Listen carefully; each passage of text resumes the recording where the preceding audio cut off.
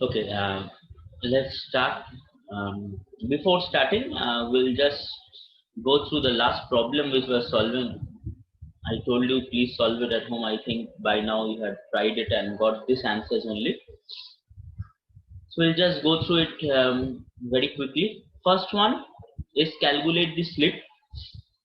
This is 980 RPM is your full load speed. That is your NR. So closest NS will be 1000. So 1000 minus 980 by 1000 will give you your slip. That is 1000 minus 980 is 20. 20 by 1000 is 0.0. Next is your rotor ohmic loss. So rotor ohmic loss is I square R or S into PG. I and R is not given in the question, so there is no need of finding out your I. So you have to go by using SPG only. Now input power is given 35 kilowatt. If you recall your power flow diagram, from input power to PG, in between that there was stator losses. So stator losses is given in the question 1 kilowatt. So 35 minus 1 is nothing but your PG, that is 34.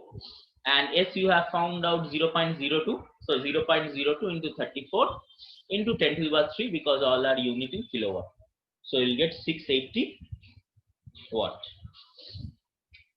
Now, up to this we had solved it, there was no problem, but there was a problem coming while solving our shaft power, and that's why CDE, after solving out CDE was coming wrong. So shaft power over here, so we already have PG and we need shaft power. And in between that shaft power, and PG, we have rotor losses and friction and windage loss. Already friction and windage loss is given, this one 1.5 kilowatt, so 1.5 kilowatt. Okay, so PSH plus friction and windage loss plus rotor loss. Okay, but rotor loss is given. We had eliminated this one, but we had calculated over here rotor ohmic loss. So this will be this 680. So PG is equal to rotor ohmic loss plus friction windage loss plus PSH. Input equal to output plus loss. Then you will get your 31.8. I think you can calculate your shaft torque. That will be PSH by omega R. Omega R is 2 pi NR by 60 and NR is 980. And you can calculate your efficiency. Output by input. You have your PSH, you have your input 35, you can find out your efficiency. So that this problem which we had taken rotor loss 0, because I thought that it was not given in question, but in number B only we calculated our rotor loss. Rotor core loss is 0. This rotor loss is divided into two parts. One is rotor copper loss or ohmic loss and rotor core loss. Since rotor core loss is a constant loss and not given in question, you should consider it as 0. But rotor loss also comprises of its ohmic loss. So you have to consider 680 watt in this equation also. That was the problem which we were facing last day, as our answers were not matched.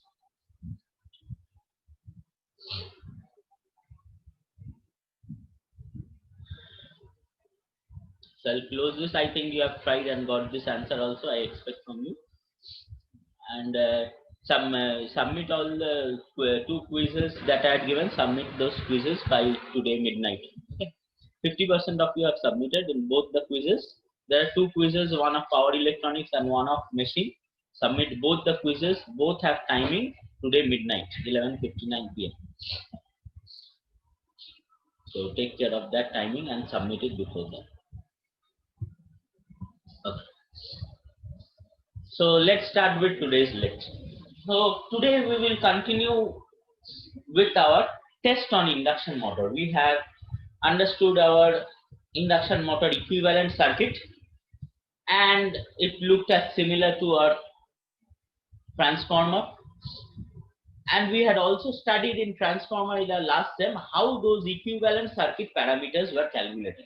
So in order to calculate those equivalent circuit parameters, we had to perform 2 tests on the transformer. One is open circuit test and one is short circuit test. right? So here also the same thing, we'll perform those tests on the induction motor and find out the equivalent circuit of induction motor, all the equivalent circuit parameters of induction motor. So first one, which test we'll perform over here is your no load test. Okay, it is similar to your open circuit test only. Okay, we use the term over the open circuit, we use the term no load test. But remember a thing that in transformer, open circuit test was performed on some high voltage or low voltage side. Similarly, your short circuit test was performed either on high voltage or low voltage side. A specific side was fixed, but over here load is connected to the rotor. Okay, so always my no load test means there is no load on the rotor side only. So you can't change your supply once to the rotor, once to the stator and do it. So supply is fixed over here. Supply is always given to the stator only. If stator, if you think it as primary or low voltage side, if you compare with transformer study, then your supply is fixed to the low voltage side only, or fixed to the primary side only, or fixed to the stator side only. Exact word you should use stator. Okay, since it is an induction motor. So no load test is performed by connecting all the instruments on the stator side. So what we do, what are the instruments connected? We need a voltmeter, which will measure the no load voltage. That is, we have done as BNL, or the no load, since it is connected on the stator side, so it will measure the stator voltage. The current through that stator side, since it is no load test, will understand this current naming as I no load, and power, input power as PNL. So voltage, current and power, all these things are recorded. Some test is performed. How is the test performed? If you recall the open circuit test only, same thing. We increase the voltage and bring it to the rated voltage on the primary, and then all the readings are taken. Similarly over here, at rated voltage and frequency under no load, the machine is run and all the readings of the voltmeter, ammeter and wattmeter readings are recorded. Okay, remember another thing, that this is a three-phase induction motor. How will you calculate the power? Can you, anyone tell me?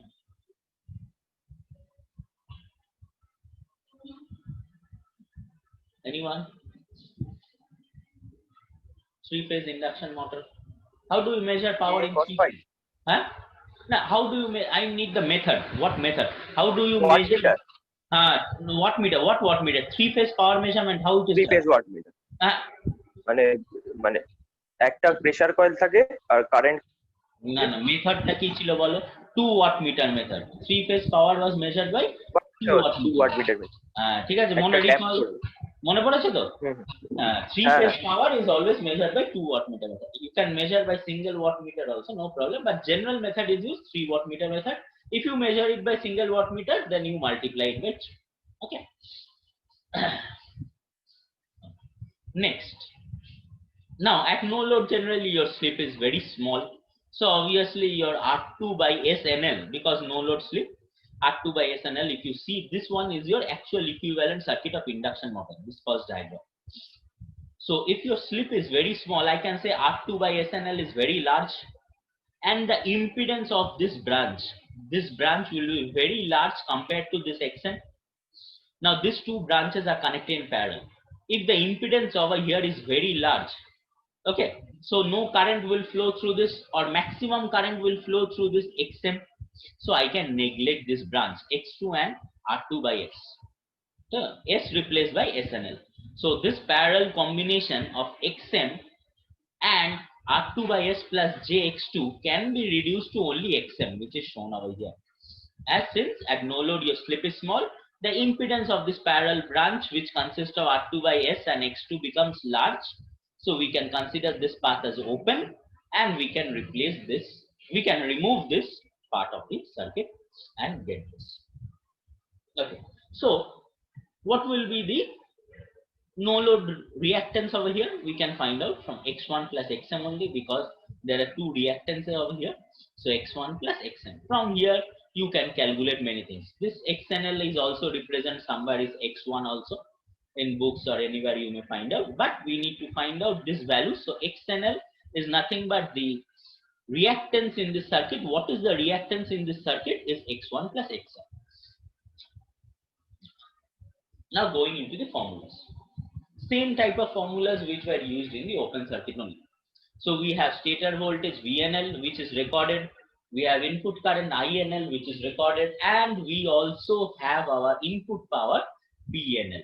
So using these three values, we have to calculate all our equivalent circuit parameters. That are what? This is my equivalent circuit. So what are those values? R1, X1, Xm, X2, R2. These are all the values we need to calculate. Then only we can draw this equivalent circuit along with its value. So first, what we'll do, we'll find out the no load impedance. What is impedance? Z is equal to V by I. And V over here is calculated as VNL. So ZNL is equal to VNL by INL. Because these things are known for you, VNL, INL and PNL. And from there you are finding your stator no load impedance ZN. Next, stator no load resistance. At no load, all the power is lost, is resistive loss only, and some of the core loss. Okay, some loss is occurring as core loss. So what will be the loss in the resistance? This power, if lost in the resistance, will be P equal to I square R. What is my I? INL square. What is my P? PNL. So the resistance will be RNL. So RNL is equal to PNL by INL square. Next, another loss which will be present is your no load rotational losses, which consist of your friction and windage and your core loss. So that will be your PNL, whatever the lost, whatever the power is there, PNL minus this I square R minus this INL square R1, whatever the resistance loss is over here, R1. And why I'm multiplying it by 3? Because you know we are studying 3-phase induction motor. If PNL is given in a question as per phase power, so multiply it by 3. And obviously 3 will be, even though PNL is not multiplied by 3, I square R1 will be multiplied by 3, because R1, I told you, in 3-phase is always given as per phase. So in order to get 3-phase power, 3 I square R1. So please take care of this. Over here I did not include 3 because R is per phase power value. So I don't need to include 3 over here because this is already per phase value. Now lastly, what will be reactance? Reactance is nothing but your XNL, right? XNL, you know what is X, Z root over R, Z square is equal to R square plus X square. So I can write X equal to Z square, square root of Z square minus R square. We can write this because Z square is equal to R square plus X square. R brought in this side will give you minus, and square root of this will give you your XNL. And also we know from the circuit that only X present over here is X1 and Xm. So X1 and Xm is equal to your X1 or XNL, whatever is calculated. This is how you need to separate all your quantities. Means from here you will get your X1, Xm, R1, all these things will be got. So these are the 4 basic formulas which will be required while solving problems also. Next is our short circuit test, or over here we'll call it as block rotor test. So first point, you see block rotor test is similar to short circuit test of the transformer only. All the impedances are found out over here. What losses we get? Copper loss. So all the impedances we can find out, I square R. Next, what is happening? Since the term block rotor is used, that means we are blocking the rotor shaft by some external means. We generally use the belt pulley management. So we increase the load on the rotor and try to bring the rotor into stop position. So we are getting block rotor. Okay, but supply should be there in the stator only, because there should be a rotating magnetic field. So balance polyphase voltage at rated frequency is supplied to the stator terminals. And what it is done in block rotor test or short circuit test, if you recall your transformer, we slowly increase the voltage and read the ammeter readings until rated current flows. Because the short circuit test, extreme care should be taken, because if current goes beyond short circuit current, there will be damage to the insulation of the winding, so it may burn out. So very important test which you have to take care of your current. So this is basically we have to take care of our rated current, whether rated current is flowing through the ammeter, and then only all the readings are taken. Again, same thing, what are the instruments connected? We have ammeter, we have wattmeter, we have voltmeter. So when rated current flows through the ammeter, we take down the readings. So what are the readings? BBR, block rotor voltage, input current or rated current, it's better to say rated current IBR, and input power PBR. Okay. Sometimes in your question there is DC resistance of the stator winding given, that is R1 is given, and in order to convert it into AC you need to multiply with a factor 1.1 to 1.3. This you have read in measurement. So in order to get that AC equivalent we have to multiply we take a term between 1.1 to 1.3 and multiply it.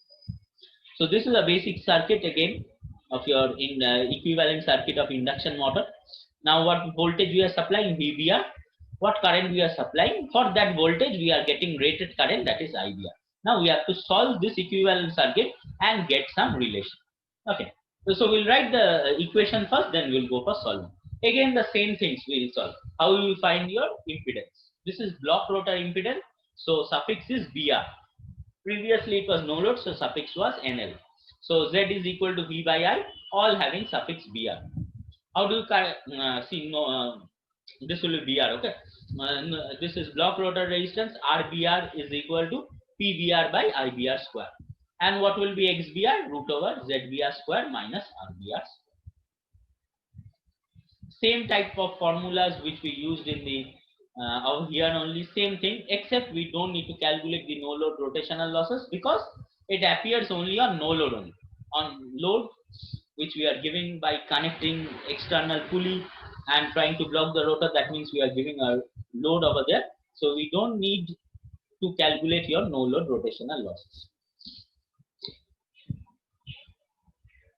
Okay. Next. Okay, from here I'll remove this friction and windage and cold loss. This I've copied from that slide only, that's why it came. This will be finding out XBR, finding out the block rotor reactance. This heading should be block rotor reactance.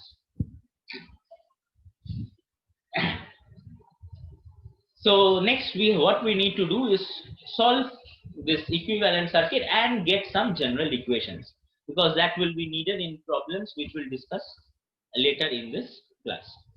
So what we'll see over here, you can see that if I find out the total impedance of the circuit, that will be ZBR, can be calculated from this value only, magnitude can be calculated, or if solved from the equivalent circuit, we can write down it as RBR plus JXBR. So what is that? This R1 and X1 are in series, so that becomes R1 plus JX1. This JXM and R2 and X2 comes in parallel. So this becomes JXM Z1 into Z2 by Z1 plus Z2. So Z1 is JXM, Z2 is R plus JX2. So Z1 into Z2 divided by Z1 plus Z2. Now what we do is that whenever there is a denominator term J, we try to rationalize it. So how do we rationalize it? We multiply the numerator and denominator by a term consisting of A minus JB. Okay, so A minus JB multiplied and divided by A minus JB. So we have done the multiplication and written the formulas over here. You can go through this calculation. I'll just verify 2-3 values. So JXM is over here, JXM taken common. Okay, so first R2 into R2 gives you R2 square, R2 into R2 gives you R2 square. Okay, next term JX2 into R2 gives you plus JX2 into R2, and so goes on. I think you can do this calculation by simply multiplying each and every term. Now what is this? A plus JB into A minus JB. So that gives you A square plus B square. What is my A? R2. So R2 square plus X2 plus XM whole square. Okay. Then what we did is simplified this. Now over here, this term is J R2 X2. This is minus J R2 X2. So this term and this term cancels out. So this term and this term cancels out. What remains is R2 square. See R2 square written over here. Okay. This total x2 plus xm is taken as capital X2. Okay, so you get small x2 into capital X2 over here. And another term what? Minus jr2 into xm. So minus jr2 into xm. And in the denominator you have r2 square and x2 plus xm is taken as x2. So x2 square. Now what you do is separate your real and imaginary part. So first term is what? R1 plus jx1. Second term is this one. So we have written it over here. So you take this j inside and multiply it. So first term will be a j term, it will be a real imaginary term. Second term will be also imaginary term. Third term will be a real term because j into j gives you j square minus 1, minus minus becomes plus. So r2 into xm. So that gives you r2 xm square by this term, right? See r2 xm square by this term plus r1 from here gives you your real part. And obviously the other parts, which is jx1, so j taken common, x1 is there, and there in the denominator there is r2 square plus x2 square, so r2 square plus x2 square. What other term remains? This term, right? xm into r2 square. See, xm into r2 square. Another term remains xm into this one. So xm into x2 into capital X2. So see xm into small x2 into capital X2.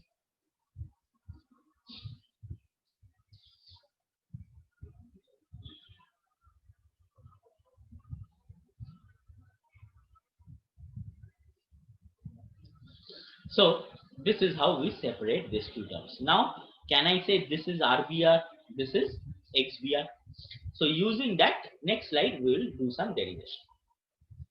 So Z equal to RBR plus XBR, this is the term which we have got. I have written it again so that you can easily derive from this equation. Now from here I can find out XBR. Which is your XBR? Your J term. Right, so I have written the j term, see x1 plus xm into r2 square plus x2, all these things are written over here. Now if I divide the whole equation by x2, in the numerator and denominator by x2, what I will get? Xm over here, r2 square by x2 taken common, so there will be small x2 only over here. Over here what will be? R2 square by x2 plus 1 x2 is taken common, so only 1 x2 will remain over here, so x2. Now what is your x2? X2 is small x2 plus xm. We have not solved our problems anyhow regarding this. We'll solve it later, but recall your transformer facts. The no load values of xm and rc were very large, right?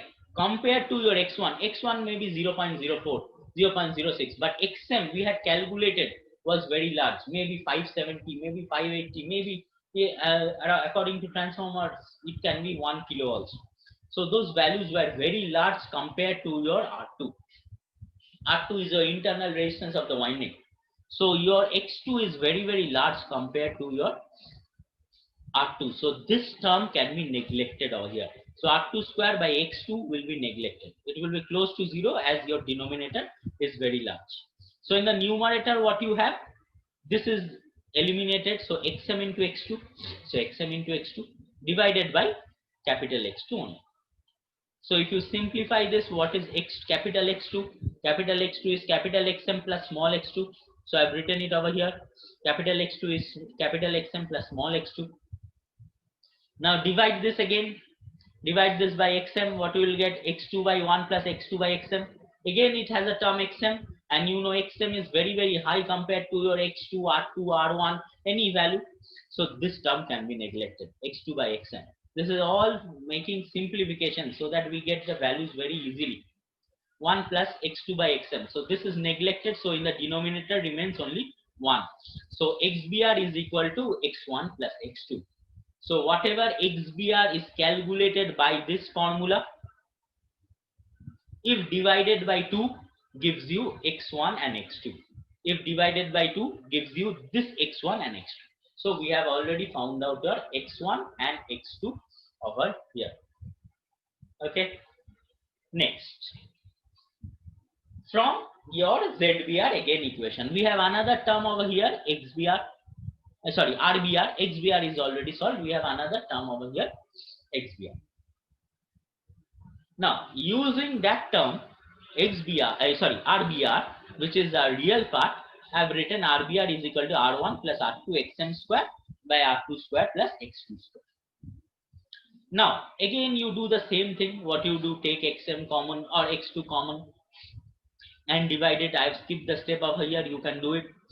X2 is greater than R2 because in x2 there is small x2 plus xm. So this square term will be greater than this term. So obviously this R2 term will be neglected because this is addition. Over here this is multiplication. You can't eliminate any term. So no need to take care of your numerator. But in the denominator it is addition. This square is very, very large than this one because in your x2 there is xm. So in your denominator only remains is x2 square. Okay. So from here you can calculate your R2. R1 will be given in your question as DC resistance or AC resistance. Take care of that. If DC resistance is given, take a factor between 1.1 to 1.3 and multiply with it. If AC resistance is directly given, use that R1 value. RBR is already calculated. RBR, this will be RBR, I told you. This RBR is already calculated. PBR by IBR squared. So substitute that RBR over here. R1 already done. X2 substitute the value and xm substitute the value and get your R2 value. This is what you need for calculating your R2. R1 should be specified in your question, otherwise it can't be solved. This is your discussion of block rotor test and no load test. Now we will apply those formulas only and find out the how problems are solved. Now, question 1 tells a 10 kilowatt 400 volt 4 pole delta connected squirrel cage induction motor has the following results. On no load test, what we have, 400 volt 8 ampere 250 watt. No power is mentioned, single phase or three phase, so obviously we should take three phase power only. Okay, and next is block rotor test, 90 volt 35 ampere 1350 watt. Now you can calculate your no load rotational losses, or I'll start from this no load test. From no load test, what we'll calculate ZNL, that is VNL by INL. What is V? 400 volt, 400 volt. Now, this Z is always expressed in per phase. Okay, so this V will also be per phase voltage. And we are taking a delta connected. So VL equal to VPH. So we are writing 400 over here only. So 400 volt. Okay. If it is star connected, 400 by root 3. Take care of that. So 400 over here. INL.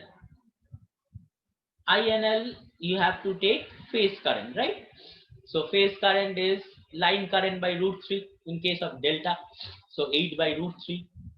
So this gives you 400 by 8 by root 3 gives you 86.6.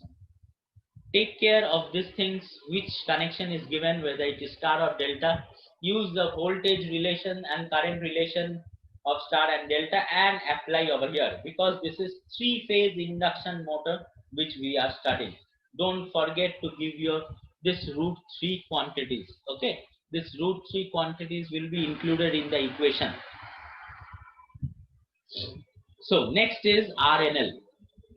So RNL is PNL by INL square. Okay. So you can calculate your values over here. Now, total power. Total power. PNL is the total Per phase. এটা per phase কেন না?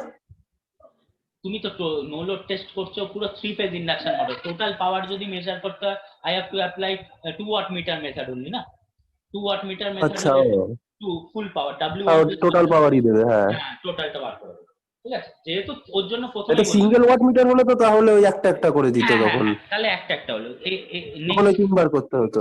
তখন যদি বলে এখানে যদি পার phase বলে দেয়, ব্র্যাকেটে লিখে দেয় this is 250 watt per phase, so you have to multiply 3 into 250 and go, ঠিক আছে। বা 3 ইন্টু 250 করতে হবে না এই ফর্মুলাতে, কেন আমি telling, because RNL is per phase value, so you have to take the per phase value only. If 250 is in bracket, it is given per single phase power, so use that 250 over here only. But since all values, this is line voltage, line current, and we are using a three-phase induction motor, we should always think that this total is the power measured is the total power of the induction motor. Okay, so this is three-phase power only. If it is a single-phase induction motor, then 250 watt is single-phase power only. So RNL, since we are measuring this as per phase values, so 250 by 3. And INL is 8 by root 3 whole square. So this becomes 3.9. And XNL can be calculated as square root of ZNL square minus RNL square, and you will get 86.5 watt. Only recall your formulas, substitute your current and voltage relation, you will get your values. Nothing else is there.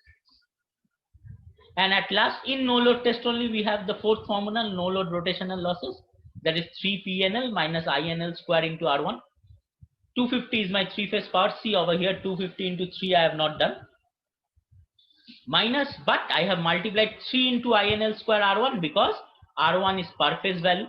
So I have multiplied with R1 into 3. This quantity is multiplied into 3. And R1 is given 0.6 ohm, is a DC resistance. So I have multiplied by a factor 1.2 and got the value 203.9. Block rotor test also follows the same. I'm not going to discuss this. You can easily understand same formulas as we have done. VNL by INL, that means VBR by IBR. Only data will be taken from this one, 90 volt, 35 ampere, sorry, 1350 watt. Using all these values, we'll find out this one. I think you have understood how to apply these formulas and where you will include the 3 factor or root 3 factor. Now, the important things next is we need to calculate your x1, x2, xm and all things, R2 and all these things are needed. So how will you calculate your x1 and x2? We have already found out. x1 is equal to x2 is equal to xb by r, xbr by r. So that's why we need this xbr.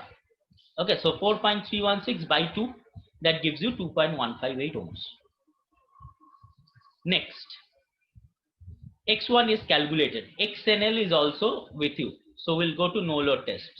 In no load test we have a formula, xnl is equal to x1 plus xm. So from here I can get my xm. So from here,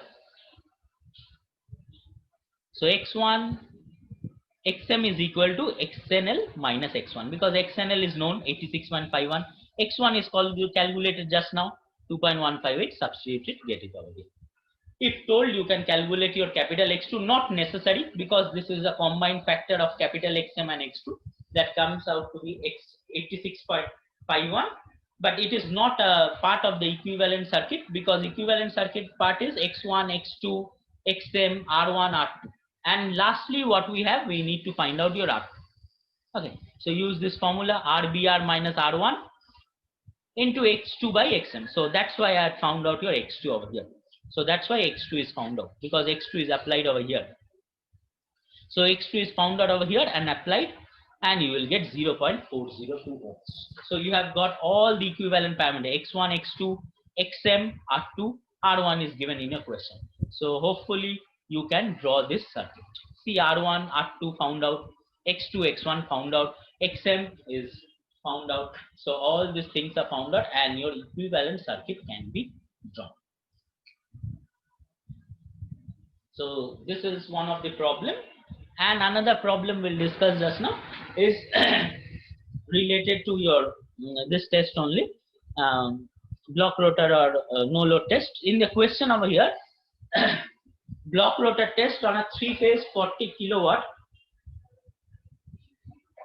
400 volt 50 hertz 6 pole star connected induction motor give the following data: 200 volt 110 ampere, power factor is 0.4. what we have to do, we have to determine the starting torque. If the voltage is 380 volt and frequency has been changed to 45 hertz.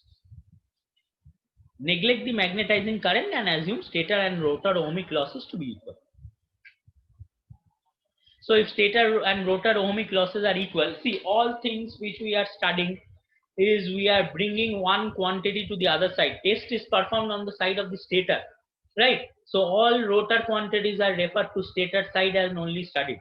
So only one current will flow, I1, because all quantities are referred to stator side.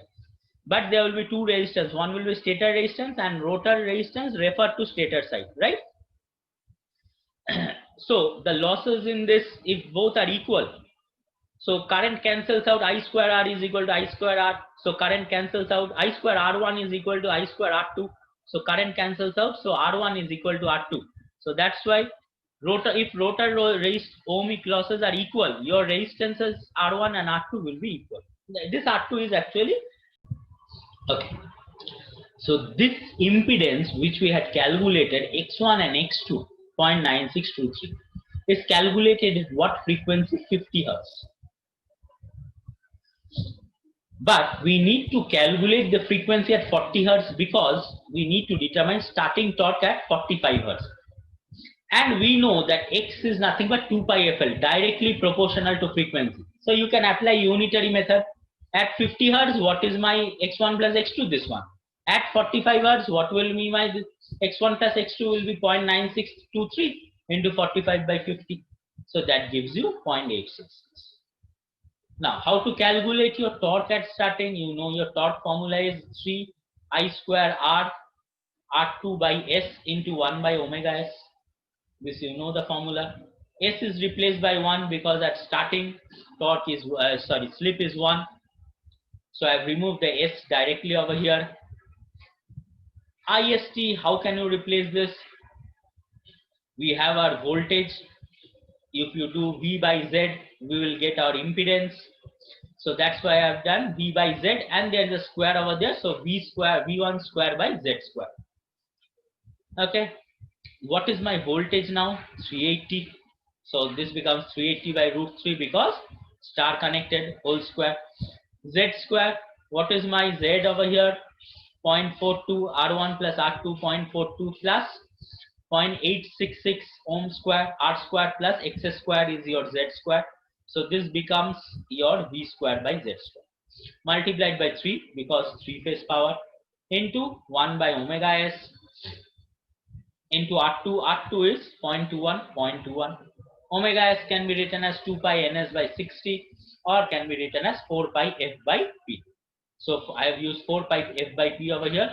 So 4 pi f is how much? Omega S synchronous frequency because my supply is 50 Hertz.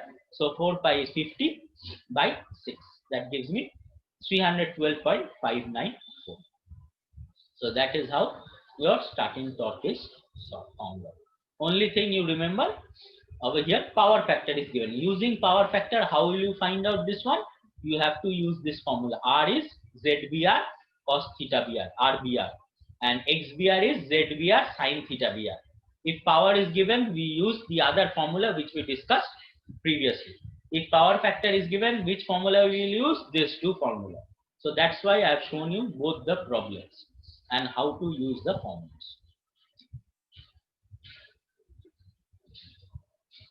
So last topic for today is induction motor stability.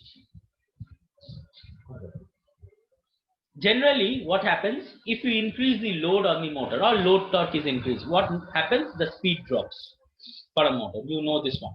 If load is continuously going on increasing, the load torque goes on increase. The speed will automatically drop for a machine.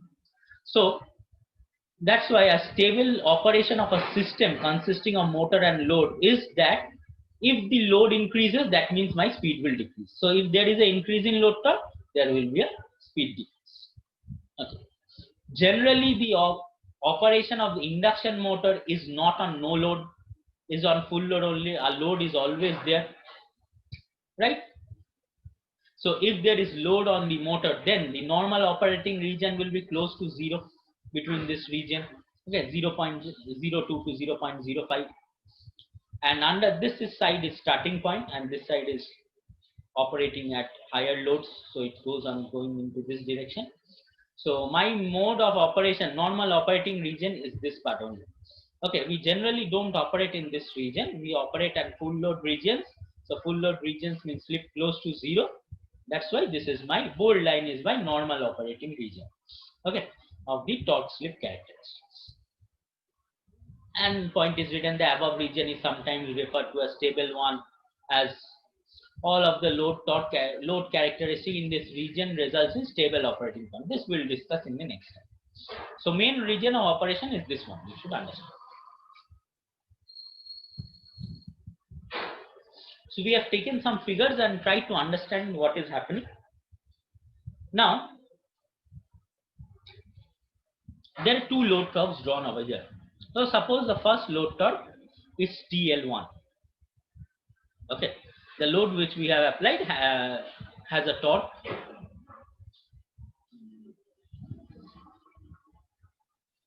of TL1. Okay. Now, if you see over here, at starting for this load, my torque is OB, right? And my starting torque is OA for the induction motor. So obviously starting torque is greater than a load torque. So immediately if you connect the load to the induction motor, it will be able to drive, because starting torque is quite greater than your load torque. It can drive the load very easily. So motor torque will easily accelerate, or motor will accelerate up to this point to get an operating point. Slowly, if the motor reaches full load, it will go to this point, operating point C, and my speed at that point will be OC, O small c. Okay, and my operating point is C for that load. At starting, my torque is the OB, but when the load is operating fully, that is, it is operating at full load, my operating point will be C, and my corresponding speed will be OC. Now, if this torque changes from TL1 to TL2, if by some external means we have changed the load torque, now obviously my point will shift to C from C to D, right? The load torque TL1 has increased to TL2. This C point will shift to D. Now, if C point shifts to D, what will happen? The speed drops to this point. Motor speed drops to this point, D, because you see OC is greater and than OD. So obviously my speed now drops over here. Now we recall the previous point we had discussed over here. Motor load stable operation means motor speed decreases when there is an increase in load torque. So if TL1 is increased to TL2, my speed is dropping. Hence we can say that this C point is a stable operating point. Similarly, you can study below region also. Means now the torque is increased. If you take the torque to be decreasing, see, if you take any line over here, you can see vice versa also. If you take any line over here, okay, my torque has decreased. This will be my point, right? So my speed has increased. You can see it is getting a point beyond C. So if torque increases, my speed drops. If my torque decreases, my speed should increase. Okay, so it is satisfying both conditions.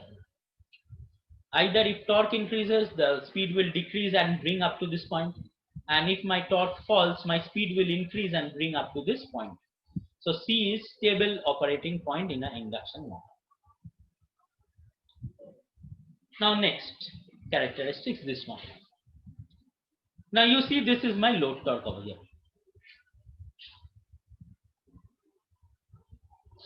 This is my load torque over here. Now at starting, what is my load torque? OB. My starting torque of the induction motor is OA.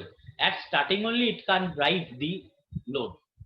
So this point of operation, this will not be an operating point. This B will not be an operating point. Or this type of load cannot be driven by the induction motor, because it cannot start, because starting torque over here is less than the load torque. The torque required to rotate the motor is not enough present in the induction motor. That's why this type of load cannot be operated with the induction motor, and hence this point B is not a operating point. It cannot be considered as an operating point. Next, if you consider C. See, again in the study, if you do the same thing,